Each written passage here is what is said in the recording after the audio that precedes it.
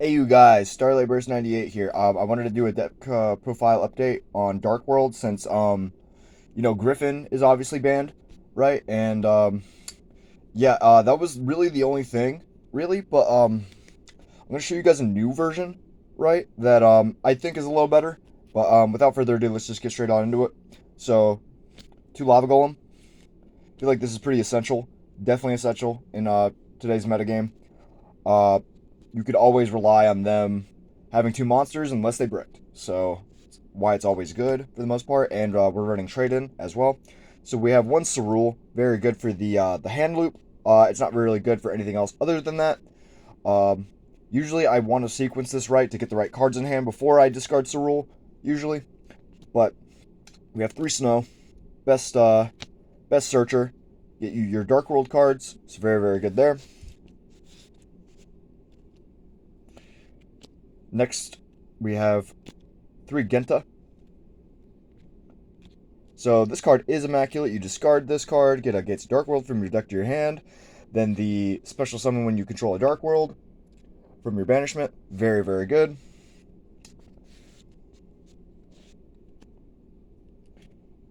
Next we have two Silva. Two Silva is very good and is essential for the hand loop. Do side out one of them sometimes, so because to be honest, like if you're going first, you definitely don't want to see a Silva in your hand, for example, right? So like if I know I'm going first, or if it's not in my favor, for example, I'll probably side this out, put something else in, because we'll kind of get later on into it, while you have to run like certain amounts of like high level monsters and stuff like that. And this is why the Rainbow, the OG Rainbow from the GX anime, love this card. I remember when Jaden was like dueling against this guy, and I think like King Braun was trying to get like Super Poly or something. Funny enough, Super Poly is horrible in this deck. Funny enough, yeah. But yeah, this is basically what is getting you into the new fusion monster, the colorless Chaos King, and so you need this card. And so it's quite easy to make because we just want this in the graveyard for the most part for when we activate Ascension, basically. So this card basically does nothing for you. It's basically like another Cerule, so you have to get that play going first in order for this to kind of be good in your hand. So that's why I kind of say it's only good for the Ascension for the most part. We have two Grapha, Overlord of Darkworld. Really, really good. Or not Overlord, Dragon Lord, my bad. We have three Rainbow, the Overking of Darkworld. So both of these do something different, right? So you send this to the graveyard, pop a card, right? You send this to a graveyard, add a level 5 or higher Dark World. So usually you can add another Grapha. You usually always want to add the Grapha. Or you could add a Rainbow or a Silva, for example. So this really gets you into all of your plays. This helps going second. So very, very good overall. We have the one Blackwing Zephyros, the Elite, and then one Catalyzer. So this is very good. Discard one Fiend, special summon the other. Very, very good card. Very, like in spots where you need it type of thing.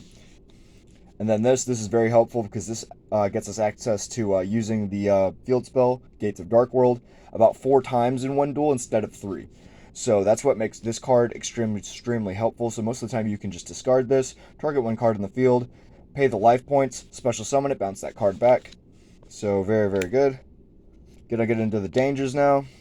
Jackalope. Didn't want to run the Sukunocho because it's just not that good, to be honest. Then we have two Mothman. Mothman's really good for the discard ability, obviously. Same with the Jackalope, they all have their utility. And we have two Nessie. Nessie is definitely my favorite not Dark World, but Danger, because of the you're just adding another Danger to hand, so that's very helpful, to be honest, if you discard it. And then the one Bigfoot. Bigfoot's okay in here. I wanted to cut it down since we're running a few more Lava Golems for the trade-in, so I didn't really want to see too many level 8s for the most part. Speaking of which, so trade-in, card destruction. Very, very basic. A lot of people do run this or they don't. It comes down to personal preference at the end of the day. Do what you like. Card destruction, I feel like, is pretty mandatory, though. So next, this is the new tech that we're running, testing it out. Um, Mass Change 2. So basically, we can discard one card, target one face-up monster we control. Then we can special summon a fusion monster with a level higher with the same attribute. So pretty much all our attributes are dark except for Catalyzer and Danger Nessie. That's water and fire. So most of the time we can go into this, and it's toxic. It's cancer. I'm not even gonna lie to you. Having a Dark Law in the field and getting that hand rip as well, super toxic. Really goes along with the theme very well. And I did put a few new cards in here that do help with the hand rip as well to make it a little bit easier for you, since we don't have the Griffin and we can't have the Griffin lock anymore. Which I don't really feel like it was a necessary hit. They were just doing it to please people. I don't really think it was doing anything all too crazy, in my opinion. But 2 Dark Corridor. So this is the best Darkworld card, but it's not very searchable because, like, for example, when you discard the snow and search for a Darkworld card, this does not have the Darkworld card in the name, so you cannot search for this. So this is the proper ratio, I think, because you can only activate it once per turn, so you never want to see this in multiples because it's horrible, and can really only be used for discard fodder at that point. But overall, very, very good card. Gets you to a Darkworld card, and you can discard one card, so that's literally what you need all the time. We have 1 Ascension, then 1 Archives. Very, very good. So you activate this by... So say if you have, Gates of Darkworld all in the field, and then you have this effect go off, and since a Darkworld monster was discarded by a Darkworld effect, you can discard 1 card, draw 2 cards. So very, very good. Or you could, discard 1 Darkworld monster, have your Darkworld monsters gain X amount attack. So very, very good there overall. And then Ascension. It's your main fusion spell for the most part. You only want to run 1 because of the graveyard effect, or discard a Darkworld and get it back to your hand. Very, very good overall. I was running it at 2, but 1's really all you need. Round out the spells. 3 Gates of Darkworld. And then 3 Allure of Darkness. I feel like this is mandatory in every single Darkworld deck. And that's the sucky part about this, is that I was really kind of considering running Thunder Dragon and like the Pyro stuff in order to get it back the Banish stuff. And it would be like another Toxic Floodgate kind of thing, which, like, we do always have like a large amount of Banish stuff, so it would be helpful just to like cycle that back, get that through, maybe with like a Bestial package in the future with Regained, but experiment as you guys will. This build does fine as it is. It would perform a little better with Horus cards, for example. Fiendsmith package, you get the deal. But without any further ado, let's just get straight into the extra deck. We have 1 IP Masquerena. Very, very helpful to get into our Underworld Goddess and our Unicorn. We have 1 Muckracker. So this is very, very good. It's very, very good because it gets you back your Fiend Fusions in the graveyard. It gets you back your Links. It gets you back everything. It's so good. It's carrying this entire deck on its shoulders, basically. It's just that unfathomably good. And then we have 1 Akashic Magician to return that Cerule back to the hand so we can continue hand looping. Yeah, for the most part, if like, it's a casual kind of play style that, like, 1 Akashic is okay. Like, we are citing the Security Dragon, so we can do it more than once overall. So, very, very good. We have the 1 Dark Charmer. Very, very good overall to get us into our Unicorn, etc., etc. We have the 1 Unicorn. Very, very good. The 1 Saryuja Skulldread. It's very, very good. Fixes your hand. Draws 4 cards. Insane. Yeah. And then the Best Negate. Very, very good. I go into this a lot, actually. Because, like, dude, if we pop Skill Drain on the field, then we just recycle the Graphas and the Rainbows, and then we just have a whole bunch of shit on the field, and then if you just make IP and then go into this, like, it's just negating any of their shit. It's just so funny. So that's it for the links. Getting into the Xyz now. So 1 Dugares. Very, very good to draw, but skip your next draw phase. Dingirsu. Coach King, Giant Trainer, and then 1 Hope Harbinger. So all very, very good level 8s. I wanted to put the Dingirsu in because I was running just Hope Harbinger and the Coach Trainer, or Giant Trainer, and this takes 3 materials, this takes 2, right? And so ideally, I wanted something in between to go in, and so that's why the Dingirsu is there. And then the Bagushka is always good. It's very, very good because sometimes we get hand trapped and we want to wait it out. So that's very, very good. And then this is very good for going first, stuff like that. This card used or this deck used to be a lot better with Apollousa, I will admit, because it's very easy to get 4 bodies on board. So you would just like make Apollousa and then just keep going for the most part. So that's what made it really broken. So the need card, colorless, very, very broken, and then the Graphic Fusion. So this can take, let's see here, 2+ Fiend monsters. So it's however many you want to sacrifice in order to feed your colorless. And so, let me see here. Becomes the attack and defense becomes the number of materials used for its summon times 1,000.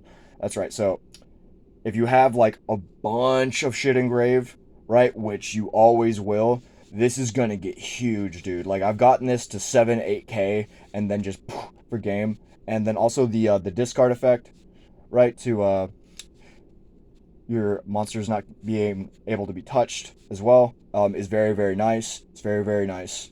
Yeah, it's basically like, like when you have this on the field, they definitely want to get rid of it. Then you use this, and then your stuff just can't be targeted and stuff like that. So very, very good.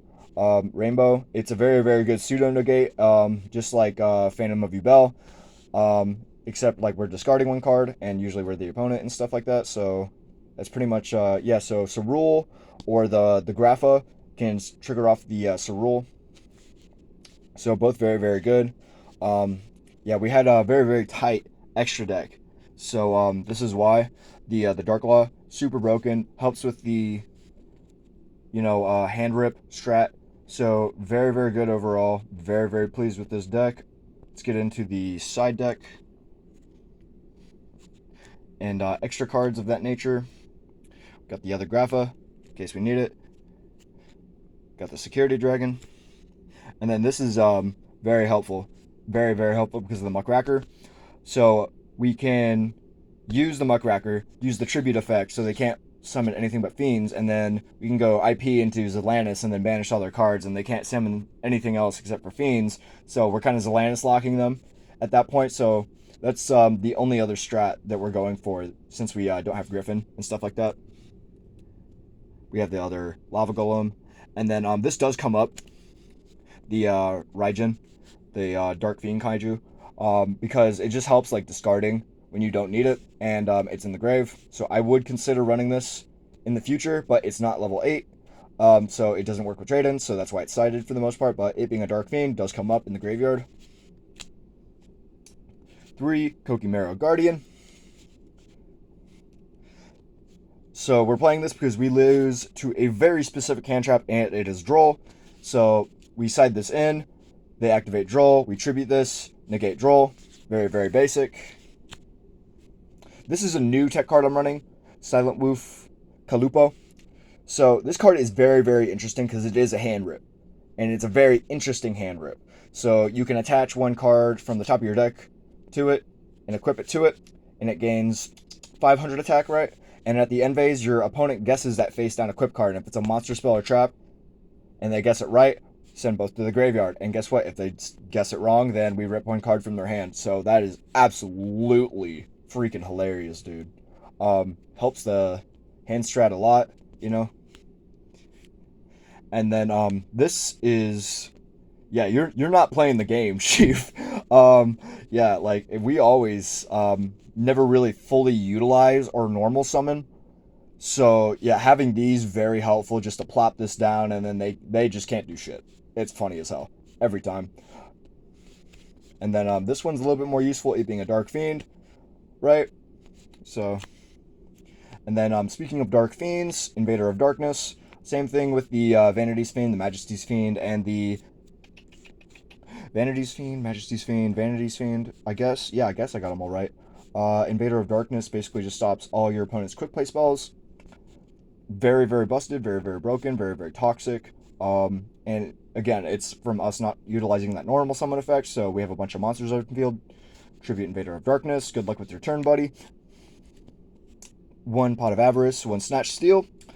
Yeah, the 24-year-old one. Thank you. And then Pot of Avarice. We have so much crap in the grave. It's unfunny most of the time if our dangers and stuff go off. So, you know, like 5 cards, 6 cards, no prob G, and then we just draw Chew, you know? Broken. And then Skill Drain. And then Eradicator. Eradicator is the God card.